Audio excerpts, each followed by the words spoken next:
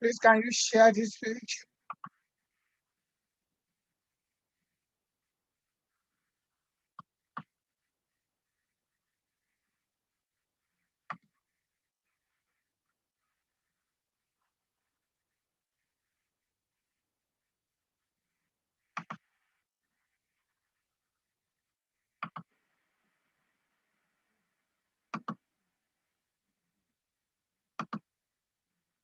This is Janet Fashakin from Fashakin and Associate PC.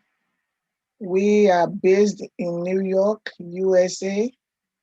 I'm coming to you this evening or this afternoon, I don't know where you are, to discuss a very pertinent information with you, especially with the undocumented alien in USA. You are not without a right, and I'd like you to know that. We live in a country of laws and where laws are respected. So I'd like you to know that you are not without a recourse to law, and you are not without a right.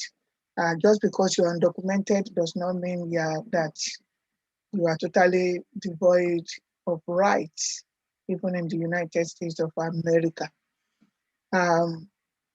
Sometimes people enter, they don't intend to stay longer than they are given, but they find themselves staying longer, maybe because what they came to do, they were not able to accomplish it within the time that they were given. So it's not unusual that you find the eyes on your tail trailing you and coming to where you live because you left your address when you came in. Or for one reason or the other, you filed for one class of immigration privilege or the other, and you were denied. And they gave you like 30 or 33 days to leave the country. Sometimes people don't leave. But what happens is when you don't leave, sometimes they come looking for you. When they come is when I want to talk about. I want to talk to you about your rights when the ICE comes looking for you. ICE meaning immigration and citizenship enforcement. When they come looking for you to enforce their right to remove you forcefully or forcibly from the country, do you have any right? Well, it starts from when they come knocking at your door. When they come knocking at your door, you have a right not to open the door. If you open the door, you have given them the right to come in and interrogate you and arrest you. But when you don't open the door, they cannot force the door open. And the next question you need to ask, if peradventure your door was open when they come, or somebody opened the door for them because they ask of you and they come in, you need to ask them to show you the warrant that they brought to come and arrest you. They need to show it to you. And sometimes they might show you, it might not be the warrant, it might not be your own warrant. You need to look and make sure your name is on the warrant, you are named on the warrant, your address is on the warrant, and you see the reason why they want to arrest you. If that happens, the next thing you need to do is not to say anything. They ask for your name, silent. Ask for your address, total silent. They ask you, are you here on a work visa? Are you here on a student visa? Do not answer. The reason being, whatever you say can be used against you in the court of law, where they are going to take you anyway. So remain totally silent. If you must talk, your statement should say clearly that you need an attorney, or you will answer every question when you have an attorney present. They themselves are supposed to advise you that you are entitled to an attorney, and that anything you say can be used against you. If you need an attorney, one will be provided for you. You are entitled to an attorney. And my advice to you, as somebody who is likely to face an arrest walking around in the United States of America, is try to get a business card of an attorney, or write an attorney's name in your wall, in your diary, with a phone number, and possibly call the attorney up and let the attorney know who you are, that you might be needing his or her services at one time or the other.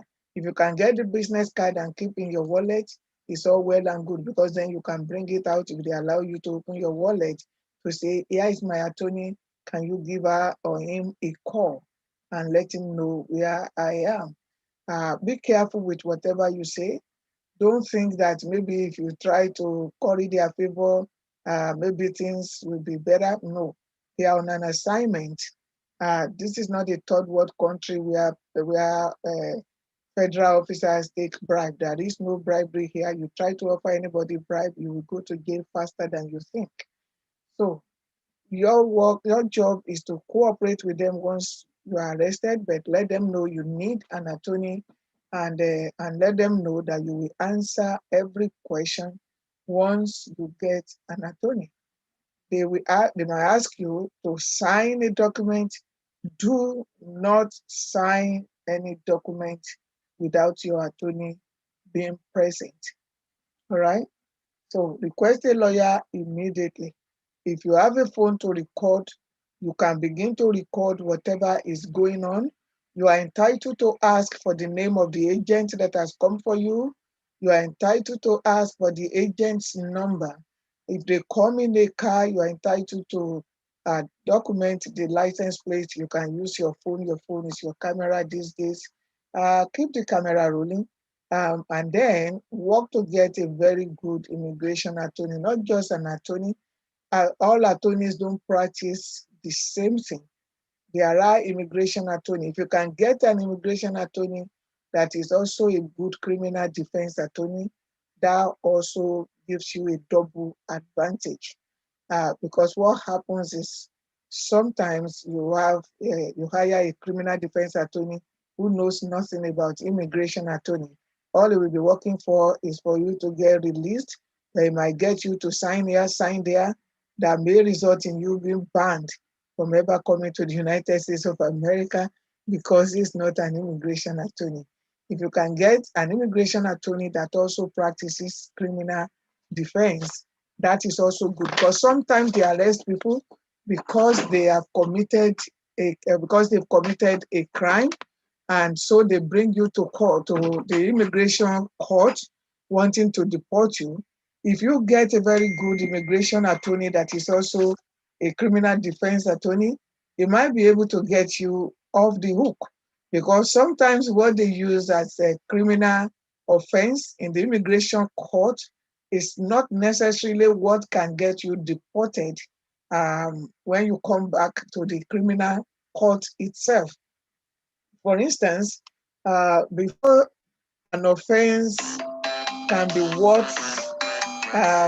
worth deportation, you must have committed about three kind of misdemeanor before it can amount to one felony. So if it's just one misdemeanor and you are being dragged to the immigration court, a good defense attorney that is also an immigration lawyer will be able to get you off the hook because he will be able to show them that what you have committed has not amounted to a felony for which you need to be shooed off the land. So there are a lot of other benefits that you can gain if you have a criminal defense attorney who is also an immigration uh, law attorney. So you get to for the benefit of even so many things. So if you are arrested by ICE or arrested on immigration charges, don't go looking for a criminal defense attorney alone. Make sure you look for an immigration law attorney. And if the immigration law attorney is good or as a criminal defense attorney, that is a great advantage. That's a great advantage because a regular immigration law lawyer may not know what the criminal standard is and may not be able to get you off the hook. Um, I did have a situation, I think about 10 years ago, and then that kind of situation repeated itself about 4 years ago again on another client. This client was represented by an attorney in the Bronx, and it was an immigration problem that he had. He committed a crime um, which was a misdemeanor. He has not committed any other misdemeanor. He's committed one, and it was picked up by immigration. And then before you know it, he was already past New Jersey and already in Texas, ready to be deported to his country. He came from one of these Caribbean countries. He was ready to be deported. It was the mother-in-law that saw my name in an advert section of a newspaper in New York. That came. They are Indian people from the Caribbean country, and she came. She came with the wife, and then I asked, "Where is the person that you are trying to hire me for?" And they said it's already in Texas. What's he doing in Texas? They took him from New York to New Jersey and then to Texas. Once that happens, they are ready to deport him. And he's going to get to his country free of charge. So we only need maybe like 40 kg of bag, and they will carry him free to go and dump him. And he's never been to that country since he was little, since he was about 7 years of age that the parents came to America. And guess what? All his family members are either green card holder or uh, they are American citizens. He himself is a twin. His twin brother is already an American citizen.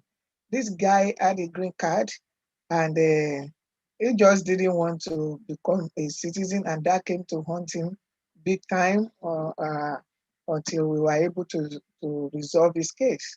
So being a green card holder does not mean that you cannot be deported. If you commit a crime, the immigration can come after you. But then if you have a good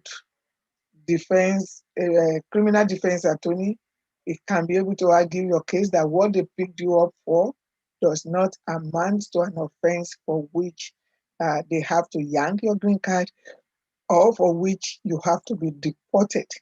So I'm just using that to emphasize why you need an attorney that is good in criminal defense as well as in immigration law.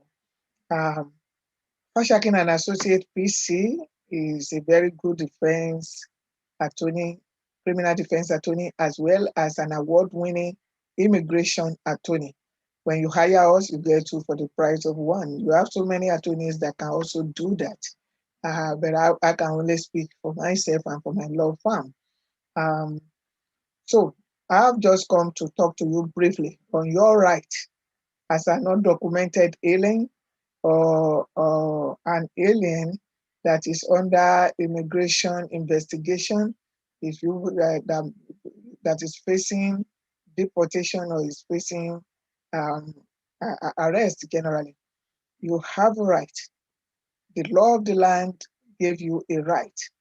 You have a right to remain silent when you are under arrest. You have a right to demand an attorney. You have a right not to open your door unless there is a warrant. You have a right to check that warrant and make sure it is actually a warrant that is meant for you. Many times they don't wait to get a warrant. They come because they know you don't know your right. But I'm telling you, you do have a right, and they will respect your rights because they too, they are very respectful of the law.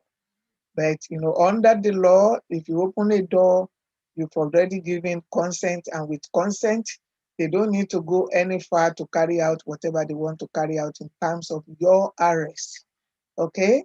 Don't open the door. And if they have a warrant arrest and you must open the door, or before you get in, they got you, maybe you're coming from outside, make sure you say nothing until you get your attorney. Make sure you demand for an attorney. Make sure you tell them that you will be ready to answer their questions when you get an attorney. They might be asking you 5, 6, 7, 10 questions. You do not need to answer any. Don't sign any document without your attorney be present. I hope this has been helpful. This message is coming to you from the law firm of Fashakin and Associate PC.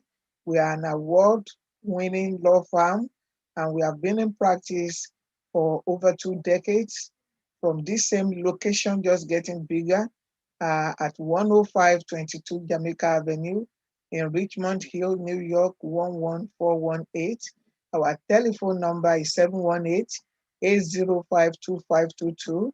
Our WhatsApp number is 646-261. That's right below, behind my back there, around my shoulder. 646-261-6030. You can also reach us by email. You can send me an email personally to my email at janetfash@gmail.com. janetfash@gmail.com or janetfashlaw@aol.com. And I hope with this, you'll be able to be well settled. And until next time, when I come your way, my name is lawyer Dr. Janet Fashakin.